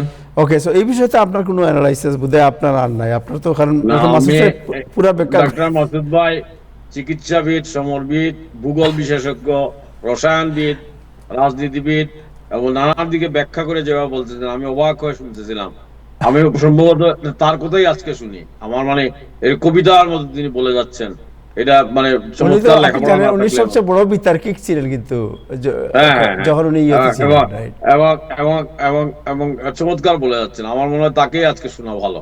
রাইট। আমি মানে- সো আমি- আমি আপনাকে ছাড়ছি। নাজমুল আমি হাসান, কবিতা তাহের, জি হ্যাঁ, তাহের একটা ব্রেকিং নিউজ দিয়ে দেই। বলেন। প্রেসিডেন্ট ট্রাম্প 1 ঘন্টা আগে ট্রুথ সোশ্যাল মিডিয়ায় পোস্ট করছে যে 2 থেকে 3 সপ্তাহের ভিতরে যুক্তরাষ্ট্র ইরান থেকে চলে আসবে। What is the message? Ibrahim ভাই, আপনি একটু জাস্ট আমাদেরকে সান্ত্বনা দেন, আমরা কি শুনতে পাচ্ছি এগুলো? না না, আসলে এই যে মাসুদ ভাই আর বিশ্লেষণ যদি আমরা দেখি, না না, আমরা আপনার কি বিশ্লেষণটা পাচ্ছি? শুনি, মানে আপনার না, কেমন লাগছে? যুদ্ধটা জনপ্রিয় না, যুদ্ধটা অপ্রিয়, এবং আমরা চাই সেখান থেকে সম্মানের সাথে আমেরিকা ফিরে আসুক। এখানে এটা অসম যুদ্ধ, এখানে ইরানেরও জয়ের কিছু নাই। আমেরিকা তো সবসময় জয় করুক আর না করুক, আমরা ওর দ্বারায় বলবো যে আমরা জয় লাভ করছি। সিএনএন আমার, আপনাদের প্রিয় টাইমস টেলিভিশন কি, নিউ ইয়র্ক টাইমস, আপনার সমস্ত নিউ ইয়র্ক টাইমস তো মিডিয়া ধরুন রাত্রে দিনে আমাদের পড়তে হয়, এটা তো ওয়ার্ল্ডের একটা পড়তে হয় এগুলা। আর লিবারেল মিডিয়া, কিছু লিবারেল বুদ্ধিজীবী, এটা কেন এমন হইল, কি করিলে কি হইব, এটা নিয়ে ওনারা আলোচনাই করতে থাকবেন। But job has to be done by a great leader, president Donald Trump. এবং যত তাড়াতাড়ি উনি শেষ করে আসবে এবং আমেরিকাকে বিজয় ঘোষণা করবে, তত দ্রুতই মানে আমাদের জন্য একটা মঙ্গল বার্তা নিয়ে আসবে। এবং এটা, এই যে এখনকার যে ব্রেকিং নিউজ আমরা যেটা শুনলাম, এটা এরও আগে সম্ভব হতে পারে বলে আমি আশা করি। Thank you so much, thank you. এবং প্রেসিডেন্টের উপর ভরসা রাখেন, আমাদের সোলজার যারা সেখানে গেছে তাদের উপর ভরসা রাখেন। ইরান খুব দ্রুত আর দাঁড়াতে পারবে না, একটা দেশ ধ্বংস হয়ে গেল, আর ইসরায়েল ধ্বংস হইলেও মানে কারো কষ্ট তো আর কথা না। সুতরাং মানে আমাদের কাজ শেষ, খতম, খেলা খতম। Thank you আমরা so এখন much. সম্মানের সাথে চলে ইব্রাহিম ভাই, আসছি। ইব্রাহিম ভাই, না, আপনার একটু পরে কথা বলি এই বিষয়ে। মাসুদ ভাই, একটু পরে না, কথা আমি যদি বলি। একটা কথা বলি যে ইরান এখন আগে যেই মানে যুদ্ধের আগে 28শে ফেব্রুয়ারির আগে 1.5 মিলিয়ন ব্যারেল পার ডে তারা বেচত, with a cost of around $47 per barrel. কারণ $62 ছিল ওয়ার্ল্ড ওয়াইড রেট, তাকে কমে বেচতো চায়নার কাছে, তার চায়না ছাড়া খরিদ্দার তখন আর ছিল না, কমে বেচতো চায়নার কাছে $47। এখন Iran more than $100 per barrel and 3 million barrel, কারণ ইরানের উপর স্যাংশনও তুলে দিচ্ছে, তার মার্কেটে তেল দরকার। জি, ইরানের উপর স্যাংশন দিয়ে আমরা আসতেছি, এই পয়েন্টে আমরা আসতেছি আপনার। আমরা একটা ব্রেকিং নিউজ ওইটা শুনে আসি একটু। আমাদের সাথে আছেন মৌলানা আশরাফ এবং আমাদের সাথে আছেন জনাব আমিন মেহেদি, দুজনই আছেন এবং আপনারা সবাই আছেন। আজকে আমাদের বাংলাদেশের নিশাত জান্নাত যার যে খবরটি একটু আগে নাজমুল হাসানও বলছিলেন এবং আমাদের সবার it's a heart breaking story. আজকে তার জানাজা অনুষ্ঠিত হয়েছে। প্রথমে আমরা জানাজার একটি নিউজটা দেখি অ্যান্ড দেন তার আত্মীয় মৌলানা আশরাফ আমাদের সাথে যুক্ত হয়েছেন। আমিন মেহেদী ভাই সে জানাজায় উপস্থিত ছিলেন, আমরা তাদের একটু কথা শুনব। প্রথমে জানাজার নিউজটা আমরা একটু দেখব অ্যান্ড দেন আমরা will discuss about this. Nishat জান্নাতের জানাজা যেন শুধু এক সম্ভাবনাময় তরুণীর প্রাণের বিদায় নয়, বরং একটি কমিউনিটির সম্মিলিত শোক, প্রশ্ন এবং প্রত্যাশারও প্রতিচ্ছবি হয়ে উঠেছিল। স্বজনদের আহাজারির সঙ্গে কমিউনিটি নেতারা তুলেছেন ন্যায় বিচার ও ট্রাফিক নিরাপত্তার বিষয়টি। আপনার সাথে কেমন সম্পর্ক ছিল, কি স্মৃতি? আছে সম্পর্ক, আমার নাতির সম্পর্ক নয়। ভালো ছিল। ভালো। দোয়া করো। ওরা তো 7 বছর, এই 7 বছর আপনি তো ওরা তো বড় হতে দেখছেন। জি। ওর কি কি গুণাবলী আপনাকে খুব ভালো লাগতো? ভালো লাগতো। কি কি চঞ্চল ছিল, শান্ত ছিল? না, শান্ত শান্ত আছে। শান্ত, শান্ত। খুব পরেজগার ছিল, এবং নামাজ কালাম পড়তো, হ্যাঁ পড়তো। খুব পরেজগার ছিল। আহ, তো অন্যান্য নাতির চেয়ে এই নাতিকে বেশি কেন মনে পড়তেছে আপনার? ও আল্লাহ দিল সকলটাকে ভালো হতো। একটি অকাল মৃত্যু পুরো কমিউনিটিকে নাড়িয়ে দিয়েছে। উডসাইডের দুর্ঘটনায় নিহত নিশাত জান্নাতের জানাজা ও দাফন সম্পন্ন হলেও কিভাবে এই মৃত্যু ঘটল এবং ভবিষ্যতে এমন ঘটনা কিভাবে রোধ করা যাবে সেই প্রশ্ন এখনও রয়ে গেছে সবার মনে। আমরা এই বিষয় নিয়ে বিভিন্নভাবে সিটির সাথে এবং মেয়রের সাথে অফিসের সাথে যোগাযোগ করতেছি, ইনশাল্লাহ করব। এটার পরে আরও জোরালোভাবে আমরা সিটির সাথে অফিসিয়ালি আমরা যোগাযোগ করব, যাতে করে এই ধরনের দুর্ঘটনা থেকে কীভাবে আমরা রক্ষা পেতে পারি। মানুষের জীবনকে তারা এইভাবে পিষ্ট করতে পারে না। আমরা কমিউনিটির পক্ষ থেকে, বাংলাদেশ সোসাইটির পক্ষ থেকে এটা তদন্তের জন্য, নিরপেক্ষ তদন্তের জন্য অনুরোধ জানাচ্ছি এবং যদি সে দায়ী হয় তাকে অবশ্যই গ্রেফতার করে আইনের আওতায় নেওয়া উচিত, যাতে করে আর কোনো মানুষ এই গার্বেজ ট্রাকের নিচে পিষ্ট হয়ে মারা না যায়। আমাদের নতুন প্রজন্ম সবাইকে খুব কনসিয়াস থাকার জন্য এবং যখন চলাফেরা আমরা করি যাতে আমরা ভালোভাবে খেয়াল রাখি যে কোন দিক থেকে কি আসতেছে, এবং সময়টাকে যাতে আমরা জীবনের চাইতে বেশি মূল্য না দিই, জীবনটাকে যাতে আমরা বেশি মূল্য দিই। কুইন্সের উডসাইডের রোজবেল্ট। Thank you. রিপোর্টের কিছু অংশ আমরা দেখলাম। প্রথমে আমিন মেহেদী ভাই আপনার কাছে যাই, যে আমিন মেহেদী ভাই আপনি তো সেখানে উপস্থিত ছিলেন, সেই জানা যায় আমি দেখেছি আপনাকে এবং আপনার ছবিও ভিডিও দেখতে পেলাম সেখানে। আপনার এই জানা যায় এবং এই যে ঘটনা, এই ঘটনা সম্পর্কে what is as being a community leader আপনার পরামর্শ, আপনার প্রতিক্রিয়া কী? আসসালামু আলাইকুম এভরিওয়ান, সবাইকে সালাম এবং শুভেচ্ছা। আমাদের প্যানেলিস্ট যারা আছেন, দর্শক যারা আছেন, এটা একটা বিশাল হৃদয় বিদারক ঘটনা যেটা আমাদের কমিউনিটিতে অনেক বড় ইম্প্যাক্ট তৈরি করছে। আজকে আমাদের সমস্ত মিডিয়া, দেশি বিদেশি মিডিয়ারাও এখানে ছিলেন, আমাদের কমিউনিটি লিডাররাও ছিলেন, কিন্তু আমি ডেইলি নিউজের সাথেও কথা বলতে হয়েছে, আমি তাদেরকে ইনফরমেশন দিচ্ছিলাম। তো এটা একটা গুড দিক, নাইস আমি বলবো দিক যে ইন্টারন্যাশনাল মিডিয়াগুলো, এখানকার যে স্থানীয় মিডিয়া তারাও আসছে এই সংবাদ কালেকশন করার জন্য। তো ইভেন দো মেয়র অফিসের যে লোকজন আসছিলেন তাদের সাথে আমার কথা হয়েছিল। তো ওনারা বললেন যে এটা ফুললি মানে এটা তদন্ত করা হচ্ছে, যে এটার বের করা হবে কিভাবে এটা হলো। আসলে আমাদেরকে একটু খতিয়ে দেখতে হবে এই যে গার্বেজ কোম্পানিগুলি আছে, বিভিন্ন রকমের ট্রাক যে চালায়, আসলে তারা কি সত্যি লাইসেন্সধারী কিনা, কিংবা সে কোনো অ্যালকোহল অ্যাডিক্টেড ছিল কিনা, কার দোষ এটা এখনো ডিটেক্টেড হয়নি, কিভাবে হচ্ছে। তো ওরা বললো আমাকে যে ওই ক্যামেরাগুলো তারা মানে দেখবে, ওইখানকার ভিডিও ফুটেজ গুলো দেখে তারপরে ডিটেক্ট করবে। তবে এইটার ব্যাপারে হলো কি, আমাদের কমিউনিটির, আমাদের বাংলাদেশ সোসাইটিও এখানে উপস্থিত ছিলেন, আমাদের মোহাম্মদ আলী ভাই, আমাদের সেলিম ভাই, উনারাও বললেন, আমরা নিজেরাও বাংলাদেশি আমেরিকান সোসাইটি থেকে আমরা মূলধারার যে সমস্ত অফিসিয়াল আছে তাদের সাথে আমরা যোগাযোগ করার চেষ্টা করতেছি যে কেমন করে এই একটা প্রতিরোধ গড়ে তোলা যায়, যে এটা শুধু আমাদের বাংলাদেশি কমিউনিটির জন্য না, সমস্ত কমিউনিটির জন্য, আমরা কমিউনিটিকে স্ট্রংলি দাঁড় করাতে পারি। তো এটা একটা ভালো দিক। আমি যেটা বললাম যে আমি বিদেশি সাংবাদিকদেরকেও দেখছি সেখানে নিয়ে দিতে। আর আজকে আমাদের ইব্রাহিম ভাই কোয়াইট, যে আমাদের মাসুদ ভাই কিন্তু একটা সুন্দর কথা বলছে যে এটা কিন্তু ডলারের। ওই প্রসঙ্গে পরে আসতেছি, আমরা মৌলানা আশরাফ সাহেবের একটু বক্তব্য নেই, তারপরে ওই প্রসঙ্গে আমরা আলোচনা যাব, তখন আপনি আলোচনা করতে পারবেন। মৌলানা আশরাফ সাহেব উনি হচ্ছেন নিশাত জান্নাতের খালু, সম্ভব খালুই তো আপনি ওনার, রাইট? তার ফুফা, তার ফুফা উনি। সো আপনি তো ছিলেন একদম প্রথম থেকে শেষ পর্যন্ত। এবং পরিবারের মুখপাত্র আপনি। সো পরিবার এই বিষয়টি কীভাবে দেখছে, আপনারা এ পর্যন্ত কী তথ্য পেয়েছেন, দাফনের ব্যাপারে যদি কিছু বলতে চান আমরা জানতে চাই।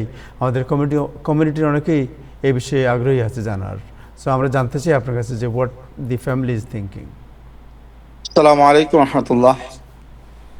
শুরুতে আমি টাইম টেলিভিশনকে মুবারকবাদ জানাই আমাকে এখানে কিছু কথা বলার সুযোগ করে দেওয়ার জন্য। আর যেটা বলতে হয় আমরা সবাই জানি এটা শাশ্বত সত্য, কুল্লু নাফসিন যায়িকাতুল মাউত। আমার কথা কি শোনা যাচ্ছে? জি শুনতে পাচ্ছি জি আমরা শুনতে পাচ্ছি। ওকে, তো এটা আমরা সবাই জানি যে প্রত্যেক মাখলুকই মৃত্যুর স্বাদ গ্রহণ করতে হবে। বাট এটাও সত্য যে আল্লাহ তাআলা আমাদের মাঝে কিছু ফিতরত দিয়েছেন, কিছু ন্যাচারাল ক্যারেক্টার দিয়েছেন, আমাদের ইমোশন আছে, আমাদের ফিলিংস আছে। সো কিছু কিছু মৃত্যু যেগুলো আমাদের হৃদয়কে নাড়িয়ে দেয়, আমাদেরকে অনেক বেশি কষ্ট দিয়ে দেয়। আমরা শুনতে পাচ্ছি, আপনার কথা শুনতে পাচ্ছি। জি ওকে, সো এখন যেটা হচ্ছে আপনারা সবাই জানেন যে আমার যে বাতিজি সে আমার সম্বন্ধিকের মেয়ে, উরসাইড বাইতুল জান্নাহ মসজিদের ইমাম ও খতিব মাওলানা হেলাল আহমদ সাহেবের দ্বিতীয় মেয়ে। মেয়েটিকে আমি একদম ছোটবেলা থেকেই তো দেখেছি। আলহামদুলিল্লাহ এই পরিবারটা এমনিতেই ঐতিহ্যবাহী একটি পরিবার, একটি ধার্মিক পরিবার, আলেম পরিবার, সবাই দিনদার আলহামদুলিল্লাহ। এর মাঝ থেকে এই মেয়েটি আরো বেশি দিনদার ছিল আলহামদুলিল্লাহ, রিলিজিয়াস ছিল। সে ব্যক্তিগত জীবনে রিলিজিয়ান প্র্যাকটিস করতো আলহামদুলিল্লাহ। আপনারা দেখেছেন হয়তো যখন সে অ্যাক্সিডেন্ট করে তখনও কিন্তু সে হিজাবি ছিল। আমার এখানে যখন আমরা জানি রাতে ওর অ্যাক্সিডেন্টের কথা, পুরো ঘটনা শোনার পর আমরা দুইটা জায়গাতে একটু বেশি ব্যথিত হয়েছি। একটা হচ্ছে মেয়েটা, আপনারা দেখেছেন যে মেয়েটা কিন্তু রাস্তা পারাপারের সময় ওই গাড়ি দ্বারা হিটেড হয়েছে এবং ওখানে স্পট ডেড হয়েছে। পুলিশের আমরা যতটুকু জানি যে রাস্তায় ইভেন যদি গ্রিন সিগন্যালও থাকে তাকে হিট করার কোনো সুযোগ নেই। রেড সিগন্যাল তো দূরে থাক, কিন্তু এখানে যেহেতু রাস্তা পারাপারের সিগন্যাল ছিল, এই ট্রাক ড্রাইভার সে সুস্থ থাকলেও ওকে তো হিট করতে পারে না। যেহেতু হিট করেছে এটা তো অবশ্যই ক্রাইম। পুলিশ এটা উচিত ছিল যে তাকে যে কোনোভাবেই হোক অ্যারেস্ট করার, কিন্তু পুলিশ এখানে অ্যারেস্ট করেনি। নাম্বার 2 হচ্ছে পুলিশকে কিন্তু 911 কল দিয়ে জানিয়ে দেওয়া হয়েছে যে নিশাত মিসিং, নিশাতের সব ইনফরমেশন নেওয়া হয়েছে। ওই একই টাইমে কিন্তু পুলিশ জানে যে এখানে একটা অ্যাক্সিডেন্ট ঘটছে এবং পুলিশ সেই তথ্যটাও জানে যে ওই মেয়েটাই মোস্ট প্রবাবলি যাকে খোঁজা হচ্ছে, মিসিং মেয়েটা। পুলিশের উচিত ছিল যে পরিবারকে সাথে সাথে জানিয়ে দেয়া যে ওখানে একটা ইনসিডেন্ট হয়েছে, আপনারা পারলে এই জায়গাটাতে আসেন, কিন্তু পুলিশ তাদেরকে ওই ইনফরমেশনটা দেয়নি। ইভেন ওরা যখন এখানে আসলেন, ওই স্পটে আসলেন পরিবারের সদস্যরা, আসার পর যখন ওরা বুঝতে পারলেন যে ওই মেয়েটাই তাদের মেয়ে, তখন পুলিশ অনেক বেশি, হয়তো বা জানি না তাদের আইনের কারণে, অনেক বেশি রুড বিহেভ করেছেন প্রথম দিকে। এটা না করলেও পারতেন, এই সমস্ত সিচুয়েশন অনেক সফটনেস দেখানো উচিত ছিল। বাট এরপরে আলহামদুলিল্লাহ পুলিশ ডিপার্টমেন্ট থেকে ওনারা বারবার আমাদের সাথে সহানুভূতি দেখিয়েছেন, আমাদের সাথে যোগাযোগ করেছেন, পরিবারের অন্যান্য সদস্যদের সাথে যোগাযোগ করেছেন। আমি তাদের এই সব ব্যবহারকে থ্যাংক ইউ জানাই, ধন্যবাদ জানাই।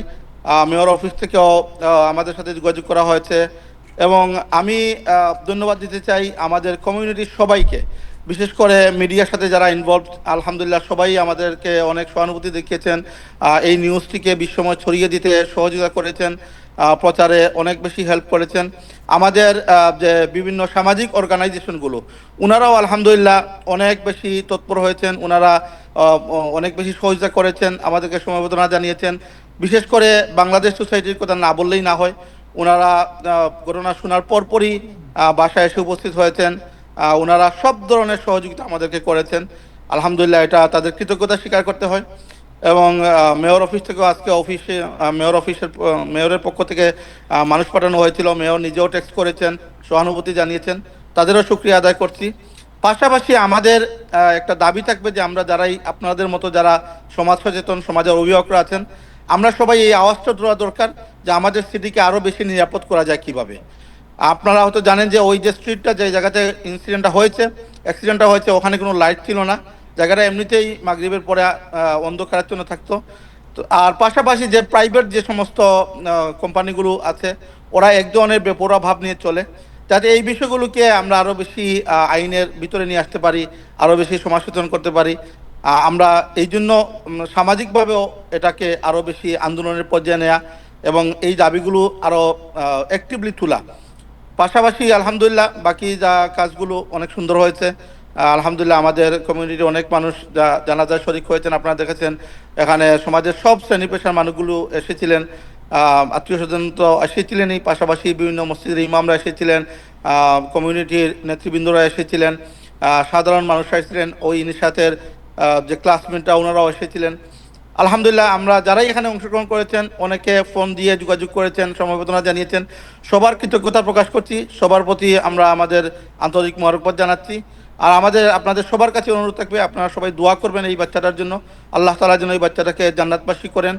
আর এই বুঝেন তো আমরাই যারা একটু আত্মীয়, আমাদেরই অনেক কষ্ট হচ্ছে কথা বলতে।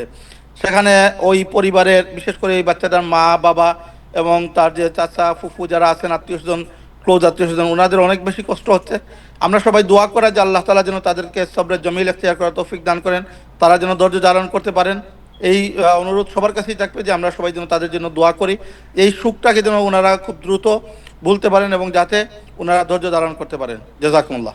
Thank you so much, thank you, আপনাকে অনেক ধন্যবাদ। ইব্রাহিম কোনো কমেন্ট? জি, আমার একটা লাইনে দুইটা কমেন্ট। আমার এলাকার মেয়েটা, শুধু আমার এলাকা নাই, এমন কোনো মানুষ নাই শুধু বাংলাদেশি না যারা শুনছে তারা শোকগ্রস্ত। কিন্তু এই পরিবারের কথাটা কি বোঝা যাচ্ছে যে তাদের প্রতি রুট ব্যবহার করা হয়েছে। প্রথম একটা পুলিশ বাহিনী নিউ ইয়র্কের, এরা রুট ব্যবহার করবে কেন? তারপরে হচ্ছে যে এখন এসে আপনার সহানুভূতি দেখায় আর ফটো অপ করার জন্য মেয়র সাহেব, আপনার পুলিশ আপনার প্রশাসন সার্বক্ষণিক ভাবে 24/7 পেশাদারিত্ব বজায় রাখবে। এইটা হলো আমাদের প্রত্যাশা। ওইখানে কেউ যদি অন্যায় করে থাকে স্যার গ্রেফতার, এটা তো হবেই। কিন্তু এই পরিবার এবং আমরা মনে করি যে এটা তাৎক্ষণিকভাবে দ্রুত আইনগত পদক্ষেপ নেওয়া হয় নাই। সুতরাং এইসব ব্যাপারে আমাদের সোচ্চার হতে হবে। আর আরেকটা জিনিস হচ্ছে আমাদের বিষয়ে, যদিও এটা আমি জানি না এই বিষয়ে বলা উচিত কিনা, আমাদের বহু লোক দেখেছি আমরা টেলিফোন হাতে নিয়ে বাড়িতে তার গাই বা বাসুট দিয়েছে কিনা এটার খবর নিতেছেন আর রাস্তা পারাপার করতেছেন। এইটা ওই বয়স্করা যেমন করেন, আমি দেখছি অনেক নবীন জনরা করেন। দিনে দুপুরে আপনি জ্যাকসনাইটে দেখবেন বাতি জ্বলতেছে, এর মধ্যে লোকজন পারাপার করতেছেন। আমার মনে হয় কমিউনিটি সংগঠন শুধু মরার পরে ইন্না লিল্লাহি এবং সুখ এবং বেহেশতের দরখাস্ত রইল এইসব বলার চেয়ে প্রতিরোধমূলক কিছু কাজ যে আমরা সচেতন হব, আমাদের নাগরিক সচেতনতা এবং এই টেলিফোন সেট ব্যবহার করে রাস্তায় হাঁটা, এইসব যেন আমরা একটু পরিহার করি। ধন্যবাদ। Thank you so much, thank you Maulana Ashraf, আপনাকে অনেক ধন্যবাদ সময় দেওয়ার জন্য। আমি জানি আপনি কবরস্থানে গিয়েছিলেন, শান্তি ফিরেছেন, অনেক দিন রাত আপনাদের পরিশ্রম গেছে। থ্যাংক ইউ আপনাকে সময় দেওয়ার জন্য। থ্যাংকস, জাযাকুমুল্লাহ। Thank you. আসসালামু আলাইকুম। ওয়ালাইকুম আসসালাম, থ্যাংক ইউ। যাই হোক, এখন যাই আবার পুরনো আলোচনা, যেটা মাসুদ ভাই যেটা বলছিলেন যে আপনার দুটো পয়েন্ট একটু আলোচনা করবেন, সংক্ষেপে শুনে নেই। আরেকদিন বললে হইতো না, না আজকে শুনে নেই ওনার কাছ থেকে। না, ইব্রাহিম ভাই, এটা ট্রাম্পের বিরুদ্ধে না, এটা আপনি একজন আমেরিকান হিসেবে জানা দরকার যে আর কি হচ্ছে আর কি। আপনার কথা আমি শুনতে খুব রাজি, আমি এগুলো ব্যাপারে খুব উৎসাহী, কিন্তু কৌশলটা দেখেন, রাজনীতি খালি যে ডিপ স্টেট আমরা বলি, এগুলোর বিস্তৃতিটা খালি দেখেন। মাসুদ ভাই আপনার কথা শুনি আমি। না মানে আপনি কি খুঁজা মারলেন নাকি ওনাকে ডিপ স্টেটের পার্ট হিসেবে? না আমি প্রতিটা প্রতিষ্ঠানে এই ধরনের ডিপ স্টেটের আসর আছে। মাসুদ ভাই বলেন, আপনার কথা শুনি। না, এই যুদ্ধের সাথে আরো বেশ কিছু জিনিস জড়িত যেগুলো আমরা খেয়াল করতে পারছি না, সাধারণ মানুষরা যারা আমরা খেয়াল করি না। একটা হচ্ছে যে আপনার এই ন্যাচারাল গ্যাস যেটা আর কি, আর একটা হচ্ছে ফার্টিলাইজার। কেউ কি যুদ্ধ নিয়ে এই ইরানের সাথে আমেরিকার যুদ্ধ নিয়ে ফার্টিলাইজারের কথা ভাবছেন, পটাশের কথা ভাবছেন? ভাবেন না। But that's a huge problem. কেন প্রবলেম? এই ফার্টিলাইজারের 1/3 তৈরি করে কাতার। ফার্টিলাইজার জাহাজে বন্দী হয়ে বসে আছে, আসতে পারতেছে না। এই যদি ফার্টিলাইজার না পাই, এই সামনে যে সিজন, স্প্রিং সিজনে আমাদের এখানকার ওহাইও, কেন্টাকি এসব জায়গায় যে ফসল ফলায়, they cannot do it. Masud ভাই মাসুদ ভাই আপনাকে আরেকটু অ্যাড করি, আপনার আপডেট করি ভুলে যাওয়ার আগে, ইন্ডিয়া থেকে 90% ইউরিয়া আসে আমেরিকাতে, সেটা অনেকটা বন্ধ। আচ্ছা, সো দ্যাট অ্যাডস টু ইট। তো এখন আমেরিকার এই ইউরিয়া দরকার বা এই সারটা দরকার বা পটাশ দরকার, these are the things that they require. আরেকটা হচ্ছে helium. Helium is very very important. World's largest producer of helium হচ্ছে কাতার। আমরা হিলিয়াম মানে বুঝি যে বার্থডে ফার্থডেতে হলে পরে গ্যাস বেলুনের মধ্যে দিয়ে helium. Helium is a different thing. Helium হচ্ছে কুলেন্ট ফর এনি প্রসেসর যেগুলো আছে, সেগুলোর কুলেন্ট হচ্ছে এই হিলিয়াম। যারা সেমিকন্ডাক্টর তৈরি করে তাদের প্রসেসরগুলোকে ঠান্ডা রাখার জন্য হিলিয়াম ইজ এ মাস্ট। যেমন ধরেন 13% of all the semiconductors, chips যেগুলো তৈরি করে মালয়েশিয়া প্যাকেজিং করে, they need helium. They don't have helium for more than 21 days. আর 21 দিনের বেশি সময় নাই তাদের। বেশিরভাগ জায়গায় 2-3 সপ্তাহের বেশি রিজার্ভ নাই কারো। তো এই যে হোয়াট ইজ দ্য ইমপ্লিকেশনটা কি তাহলে? দেখেন এখানে আমাদের রিলেশনশিপের কিছু ব্যাপার আছে। ইউক্রেনে কি হলো, এখানে আগে আছে বেলারুসে। হঠাৎ করে বেলারুসের উপরে সমস্ত স্যাংশন উঠিয়ে নেওয়া হলো। শর্ত কি? তারা 250 জন পলিটিক্যাল লোককে ছেড়ে দেবে অ্যান্ড ডিরেক্টলি পটাশ পাঠাবে। দে আর এ পটাশ প্রডিউসিং কান্ট্রি, পটাশ পাঠাবে টু আমেরিকা। এই শর্তের উপরে তাদেরকে ছেড়ে দেওয়া হলো। অ্যান্ড দ্যাট ওয়াজ, শুধু ছেড়ে দেওয়া হলো না, এটা হচ্ছে হোল ওয়েস্টার্ন ইউরোপের ডেমোক্রেটিক সিদ্ধান্ত ছিল যে বেলারুসের উপরে এগুলো থাকবে, এই স্যাংশনটা থাকবে। এটা উঠিয়ে নেওয়া হলো। ক্লিয়ারলি সেইজ, এই যে লুসেনকোকে যে ছেড়ে দেওয়া হলো, ক্লিয়ারলি বলা হচ্ছে নিঃশব্দ ভাষায়, your democratic principles are worth less than my spring plantation season. সহজ কথা, আমার স্প্রিং এ আমি খাবার তৈরি করবো, ওইখানে তোমার ইউরোপের democratic values are nothing. That's what is being told, in other words, in diplomatic language. তো ন্যাচারালি ইউরোপিয়ান ইউনিয়নের সাথে আমাদের একটা ঝামেলা হচ্ছে। ইউক্রেনের সাথে তো শুনলেনি, মালয়েশিয়া ইজ ওয়েটিং। মালয়েশিয়া জানিয়েও দিয়েছে that they don't have enough. তাই যদি মালয়েশিয়া যদি না বানাতে পারে, হিলিয়াম যদি না পায়, তাহলে পরে হবে কি 21 দিনের মধ্যে তাদের রিজার্ভ শেষ হয়ে যাচ্ছে। তাহলে পরে আপনার প্রত্যেকটা ফোন যেগুলো হাতে নিয়ে চলেন, প্রত্যেকটা ল্যাপটপ, প্রত্যেকটা গাড়ি দাম বেড়ে যাবে এভরিওয়্যার। কারণ সেমিকন্ডাক্টর গুলো নাই, চিপস গুলো নাই, পাওয়া যাচ্ছে না।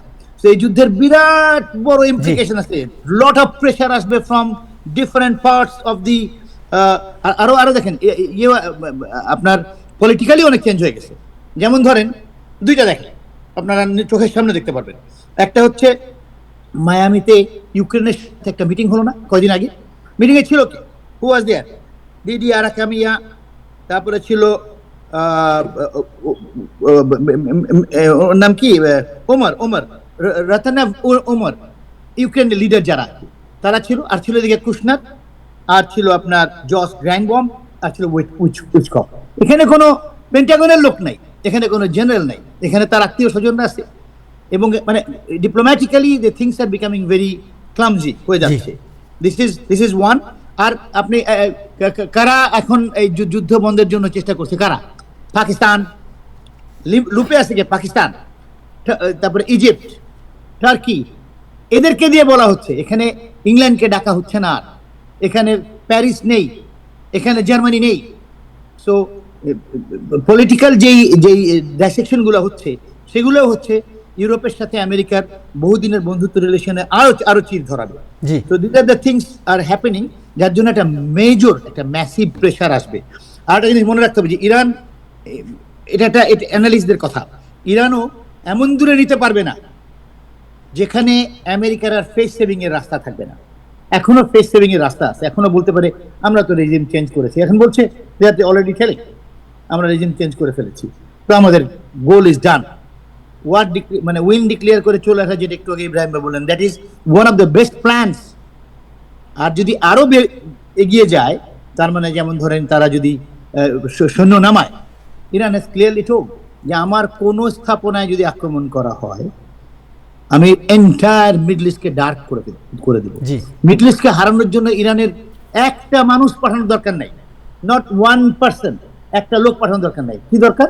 জাস্ট কান্ট্রিগুলোর ডিস্যালিনেশন মেশিন গুলাকে, ফ্যাক্টরি গুলোকে নষ্ট করে দেওয়া, তাহলে পরে হলো। আর স্যালাইন থেকে যে খাবার পানি আসবে সেই পানিটা বন্ধ করে দিলে একেবারে within 2 weeks most of the country's will, যেমন কুয়েতে হচ্ছে অলরেডি। আজকে কয়েক মিলিয়ন লোক, 1 মিলিয়ন লোক, 1 মিলিয়ন লোক কুয়েতে বেরিয়ে আসছে এগেইনস্ট দি কিং তো পালা গেছে। তো এই সমস্ত কান্ট্রিগুলা ফল করবে, যারা অ্যালাইজ অফ ইউএসএ, আমাদের যারা this allies will all fall and it will be going. যেমন ধরেন আপনি যদি বৃষ্টির পানির থেকে পানি খান, আপনি যদি 1 বালতি পানি নেন আর আপনি আধা বালতি খান, ঠিক আছে, কিন্তু 1 বালতি পানি আপনার আসে, আপনি যদি 2 বালতি পানি আপনার চাহিদা থাকে, তাহলে you are not okay, you are in deep trouble. এটা দেখেন, ইজিপ্ট ইউজ করে 6420% অফ ওয়াটার, তাদের যে পানি আছে তার থেকে এত বেশি ইউজ করে। সৌদি আরবে ইউজ করে 883% of water then what they find normally. এই সবগুলো আসে কোথা থেকে? বাহরাইন করে 4000%, 4000 দুবাই করে 7000, ইরান করে 72%, but that is also high. এই যে পানির ডিসেলিনেশন যদি আঘাত করে, ইরান বলছে যে আই উইল ডিস্ট্রয় দেম, যদি এবং তারা এখন পর্যন্ত যা বলছে তা করেও দিছে, যদি ডিস্ট্রয় করে তাহলে এই কান্ট্রিগুলার গভর্নমেন্টগুলো ফল করবে। কোনো বোদ্ধা ব্যক্তিদের কথা শোনার সময় বললাম, আমি তাদের কথা বলছি, ইটস নট মাই থিং। তারা মনে করে at the end of the war, যেমন ফার্স্ট ওয়ার্ল্ড ওয়ারের পরে 5টা কিংডম ফল করছিল, মনে আছে আপনাদের? ফার্স্ট ওয়ার্ল্ডের পরে কাইজাররা ফল করছিল ফ্রম জার্মানি, তারপরে আপনার অস্ট্রিয়ার কিং ফল করছিল, তারপরে স্পেন বা বেলজিয়াম, এসবের রাজারা একেবারে ভ্যালুলেস হয়ে গেছিল, একেবারে আউটসাইড দি পলিটিক্স চলে গেছিল তারা। শুধুমাত্র যে আবার এই মিডল ইস্টের সবকিছু এমনকি 17 সালে গিয়ে যার ফল করছিল, জি, যার একটু ফল এখানে ফল করবে কিরকম, আমি প্রেডিকশনটা বলি, এটা আমার প্রেডিকশন নয়। As I listen to this, যেমন ধরেন John Moshimer, Professor John Moshimer is a great analyst of Chicago University, Paul Science professor, খুব রেসপেক্টেড মানুষ সারা ওয়ার্ল্ড ওয়াইড।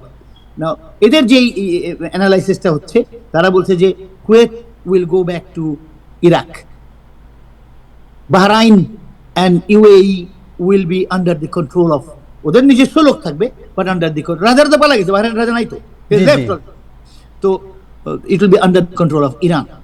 এবং কাতারকে নেওয়ার চেষ্টা করবে সৌদি আরবে, যার জন্য কাতার অ্যান্ড ওমান আগেই ইরানের সাথে বন্ধুত্ব করে বসে আছে, যে ভাই আমরা কোনো যুদ্ধের মধ্যে নাই, অ্যাট অল নাই, we are friend and that's a smart decision. কারণ ইরান 2000 বছর ধরে আছে, ইরান আরো 2000 বছর ধরে থাকবে। So this is the overall condition.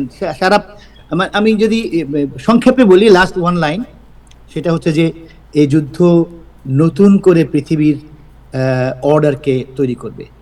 আগের যেই অর্ডারটা ছিল, যে অর্ডারে যে নীতিতে পৃথিবী চলতো, ওটাতে চলবে না। ইট will be a multipolar country, planet. আগে ছিল বাইপোলার, ছিল রাশিয়া আর আমেরিকা, যে যেদিকে যায় ভাগ্য হয়ে গেছিলাম সারা পৃথিবী। তারপরে আসলে ইউনিপোলার, একা আমেরিকা আর কেউ নাই। Now it's going to be multipolar. You will be finding a pole, where China, Russia and Iran will be in a pole. You'll be finding America with some other friends in a pole. You'll be finding European Union totally at a pole. NATO bhobishot ki nobody knows. এত খারাপ অবস্থায় চলে গেছে এখন। NATO did not, NATO refused, যে আমরা যাব না। Let's see what happened.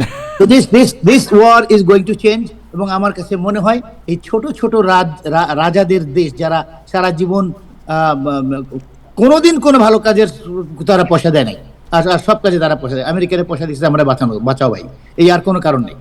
তাদের আমেরিকার প্রতিও খুব ভালোবাসা নেই। এই রাজতন্ত্রগুলা, এরা they will not stay, it's a prediction.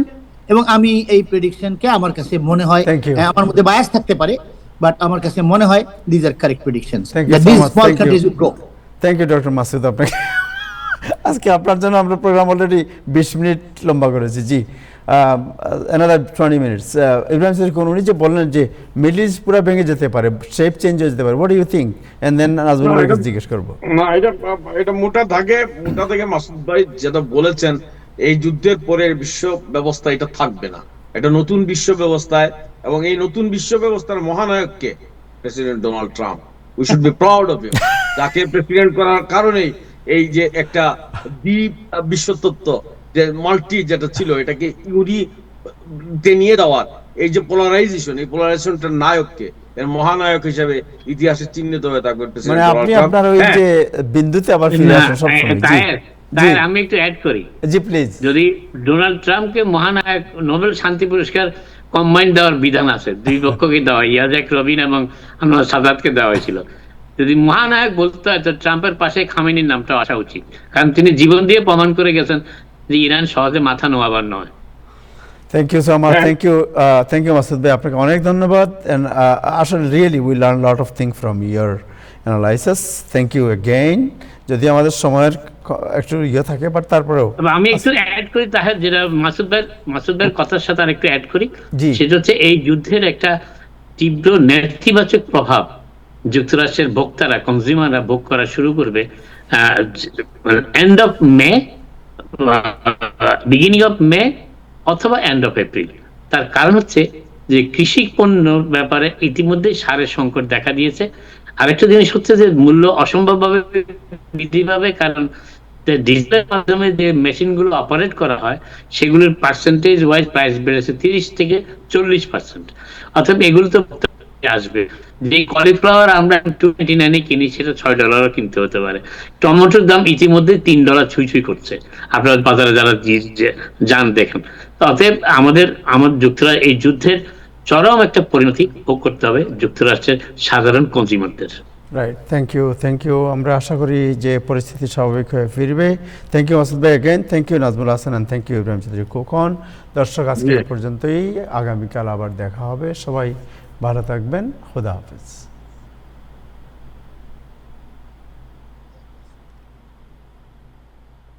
30তম Asian expo food fair O cultural show 2026, 25 O 26 April দুপুর 2টা থেকে রাত 11টা পর্যন্ত বাংলাদেশ অ্যাসোসিয়েশন অফ ফ্লোরিডা